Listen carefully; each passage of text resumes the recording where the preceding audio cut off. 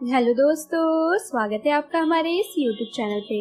दोस्तों, कहानी को शुरू करने से पहले एक जरूरी बात, अगर आपने चैनल को सब्सक्राइब नहीं किया है तो पहले आप जल्दी से चैनल को सब्सक्राइब कर दीजिए ताकि आपको हमारी आने वाली नई नई कहानियों की जो नोटिफिकेशन है वो आपको सबसे पहले मिलती रहे। तो चलिए दोस्तों, बढ़ते हैं हमारी आज की कहानी की तरफ। हमें उम्मीद है कि आपको हमारी ये कहानी जरूर पसंद आएगी। बैठक में बैठी संध्या राजीव के ख्यालों में खोई थी। वह नहाकर तैयार होकर सीधे यहीं आकर बैठ गई थी। उसका रूप उगते सूर्य की तरह था। सुनहरे गोटे की किनारी वाली लाल साड़ी, हाथों में ढेर सारी लाल चूड़ियां, माथे पर बड़ी बिंदी, मांग में चमकता सिंदूर, मानो सीधे साधे सूर्य की लाली को चुनौती दे रहे थे। घर के सब लोग सो रहे थे मगर संध्या को रात भर नींद नहीं आई। शादी के बाद वह पहली बार मायके आई थी पैर फेरने, और आज राजीव यानी उसका पति उसे वापस ले जाने आने वाला था। वह बहुत खुश थी। उसने एक भरपूर नजर बैठक में घुमाई। उसे याद आने लगा वह दिन जब वह बहुत छोटी थी और अपनी माँ के पल्लू को पकड़े सहमी सी दीवार के कोने में घुसी जा रही थी। नाना जी यही दीवान पर बैठे अपने बेटों और बहुओं की तरफ देखते हुए अपनी रोबदार आवाज में फैसला सुना रहे थे। माला अब अपनी बच्ची के साथ यही रहेगी, हम सबके साथ। यह घर उसका भी उतना ही है जितना तुम सबका। यह सही है कि मैंने माला का विवाह उसकी मर्जी के खिलाफ किया था, क्योंकि जिस लड़के को वह पसंद करती थी वह हमारे जैसे उच्च कुल का नहीं था। परंतु जयराज, जो कि संध्या के पिता के असमय गुजर जाने के बाद इसकी ससुराल वालों ने इसके साथ बहुत अन्याय किया। उन्होंने जयराज के इंश्योरेंस का सारा पैसा हड़प लिया और तो और मेरी बेटी को नौकरानी बनकर दिन रात काम करवाकर इस बेचारे का जीना हराम कर दिया। मुझे पता नहीं था कि दुनिया में कोई इतना भी स्वार्थी हो सकता है कि अपने बेटे की आखिरी निशानी से भी इस कदर मुंह फेर ले।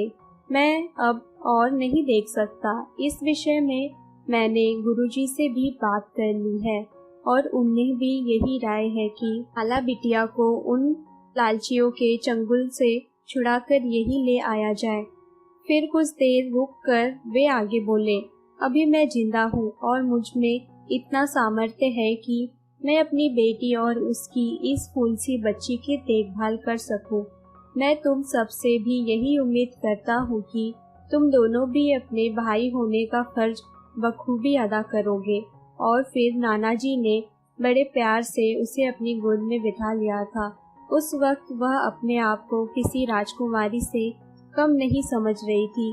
घर के सभी सदस्यों ने इस फैसले को मान लिया था और उसकी माँ भी घर में पहले की तरह घुलने मिलने का प्रयत्न करने लगी थी। माँ ने एक स्कूल में अध्यापिका की नौकरी कर ली थी। इस तरह से उन्होंने किसी को यह नहीं महसूस होने दिया कि वे किसी पर बोझ हैं। नाना जी एवं नानी के परिवार की अपने कुल गुरु में असीम आस्था थी। सबके गले में एक लॉकेट में उनकी ही तस्वीर रहती थी। कोई भी बड़ा निर्णय लेने से पहले गुरुजी की आज्ञा लेनी जरूरी होती थी। संध्या ने बचपन से ही ऐसा माहौल देखा था।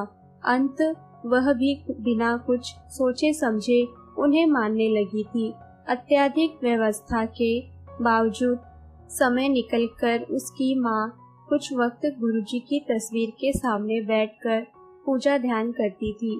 कभी कभी वह भी माँ के साथ बैठती और गुरुजी से सिर्फ और सिर्फ एक ही दुआ मांगती कि गुरुजी, मुझे इतना बड़ा अफसर बना दो कि मैं अपनी माँ को वे सारे सुख और आराम दे सकूं जिनसे वे वंचित रह गई है। तभी खटकी आवाज से संध्या की सपने में भंग हो गई। उसने मुड़कर देखा। तेज हवा के कारण खिड़की चौखट से टकरा रही थी। उठकर संध्या ने खिड़की का कुंडा लगा दिया। आंगन में झांका तो शांति ही थी। घड़ी की तरफ देखा तो सुबह के 6 बज रहे थे। सब अभी सो ही रहे थे। यह सोचते हुए वह भी वहीं सोफे पर अधलेटी हो गई। उसका मन फिर अतीत में चला गया, जब तक नाना जी जिंदा रहे उस घर में वह राजकुमारी और माँ रानी की तरह रही।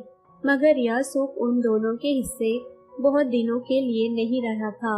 एक वर्ष बीतते बीतते अचानक एक दिन हृदय गति रुक जाने के कारण नाना जी का देहांत हो गया। सब कुछ इतनी जल्दी घटा कि नानी को बहुत गहरा सदमा लगा। अपनी बेटी व नातिन के बारे में सोचना तो दूर, उन्हें अपनी ही सुध-बुध न रही। वे पूरे तरह से अपने बेटों पर आश्रित हो गई और हालात के इस नए समीकरण ने संध्या और की माँ माला की जिंदगी को फिर से कभी न खत्म होने वाले दुखों के द्वार पर ला खड़ा कर दिया। नाना जी के असमय देहांत और नानी जी के डगमगाते मानसिक संतुलन ने जमीन जायदाद, रुपए पैसे, यहाँ तक कि घर के बड़े की पदवी भी मामा के हाथों में थमा दी। अब घर में जो भी निर्णय होता वह मामा जी की मर्जी के अनुसार होता। कुछ वक्त तक तो उन निर्णयों पर नानी ने हाँ की मुहर लगवा जाती रही, पर उसके बाद वह रस्म भी बंद हो गई। छोटे मामा मामी बेहतर नौकरी का बहाना बनाकर अपना हिस्सा लेकर विदेश में जाकर बस गए। अब बस बड़े मामा मामी ही घर के सर्वा थे। माँ का अपनी नौकरी से बचा खुचा वक्त रसोई में बीतने लगा था। माँ ही सुबह उठकर चाय नाश्ता बनाती, उसका और अपना टिफिन बनाते वक्त कोई ना कोई नाश्ते की भी फरमाइश कर देता, जिसे माँ मना नहीं कर पाती थी। सब काम निपटाते भागते दौड़ते वे स्कूल पहुँचती।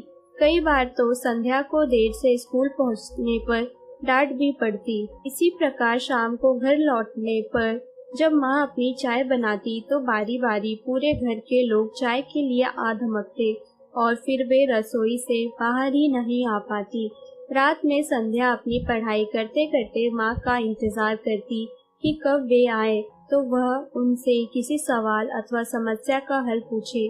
अगर माँ को काम से ही फुर्सत नहीं होती और वह कॉपी किताब लिए ही सो जाती। जब माँ आती तो बड़े प्यार से उसे उठाकर खाना खिलाती और सुला देती। फिर अगले दिन सुबह जल्दी उठकर उसे पढ़ाती। यदि वह कभी मामा या मामी के पास किसी प्रश्न का हल पूछने जाती तो वे हंसकर उसकी खिल्ली उड़ाते। वे कहते, अरे बिटिया, क्या करना है इतना पढ़ लिख कर, अफसरी तो करनी नहीं तुझे, चल माँ के साथ थोड़ा हाथ बटा ले, काम तो यही आएगा। वह खींचकर वापस आ जाती, परंतु उनकी ऐसी उपहास भरी बातों से उसने हिम्मत न हारी, न ही निराशा को अपने मन में घर करने दिया, बल्कि वह और भी दृढ़ इरादों के साथ पढ़ाई में जुट जाती थी। मामा मामी अपने बच्चों के साथ अक्सर बाहर घूमने जाते और बाहर से ही खा पी कर आते, मगर भूल कर भी कभी न उससे न ही माँ से पूछते कि उनका भी कहीं आने जाने का या बाहर का कुछ खाने का मन तो नहीं। और जब भी घर में कोई बहुत स्वादिष्ट चीज बनती तो मामी अपने बच्चों को पहले परोसती और उनके उससे ज्यादा देती। वह एक किनारे चुपचाप अपनी प्लेट लिए अपना नंबर आने की प्रतीक्षा में खड़ी रहती। सबसे बाद में मामी अपनी आवाज में बनावटी मिठास भरकर उससे बोलती, अरे बिटिया, तू भी आ गई, आ जाओ, कहकर बचा खुचा कंजूसी से उसकी प्लेट में डाल देती। तब उसका मन बहुत कठोरता और कह उठता कि काश आज उसके भी पापा होते तो वे उसे कितना प्यार करते, कितने प्यार से उसे खिलाते। तब किसी की भी हिम्मत न होती जो उसका इस तरह मजाक उड़ाता या खाने पीने को तरसता।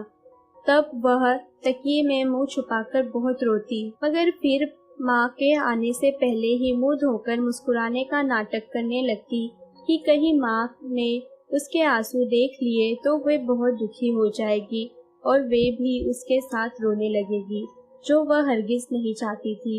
एकाध बार उसने गुरुजी से परिवार से मिलने वाले इन कष्टों का जिक्र करना चाहा, परंतु गुरुजी ने हर बात किसी न किसी बहाने से उसे चुप करा दिया। वह समझ गई कि सारी दुनिया की तरह गुरुजी भी बलवान के साथी है। तब वह छोटी थी, तब इन सब बातों से अनजान थी, मगर जैसे जैसे बड़ी होती गई उससे सारी बातें समझ में आने लगी और इस सब का कुछ ऐसा असर हुआ कि वह अपनी उम्र के हिसाब से जल्दी और समझदार हो गई। उसकी मेहनत व लगन रंग लाई और एक दिन बहुत बड़ी अफसर बन गई। गाड़ी बंगला, नौकर चाकर, ऐशो आराम सब कुछ उसके पास था।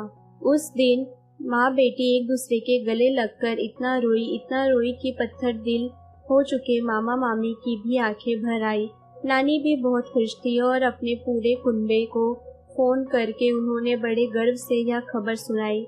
वे सभी लोग जो वर्षों से उसे और उसकी माँ को इस परिवार पर एक बोझ समझते थे, ससुराल से निकाली गई, मायके में आकर पड़ी रहने वाली समझकर शक भरी निगाहों से देखते थे और उन्हें कहते देखते ही मुंह फेर लेते थे।